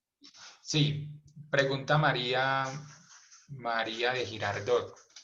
Sí, yo lo que creo que puede ser muy Cundinamarca. interesante es que los gobiernos locales empiecen a hacer unos diagnósticos con la encuesta SABE, con el censo que tenemos muy reciente, ya tenemos muy buena información. Entonces, yo creo que lo primero es como establecer esos diagnósticos por tipos de hogar, porque lo que encuentro es que cuando el diagnóstico se hace en relación con o la persona mayor o toda la población de personas mayores, pues no se tiene en cuenta cómo son esas formas de organización cotidiana y familiar, que dan mucha pista acerca de sus redes, sus apoyos, su calidad de vida, su bienestar. Entonces yo pensaría que es empezar a hacer análisis con estos tipos de hogar que les den pistas para en cada gobierno local poder, según las necesidades, atender esas demandas que empiezan a surgir cuando se hacen este tipo de análisis, teniendo en cuenta el hogar.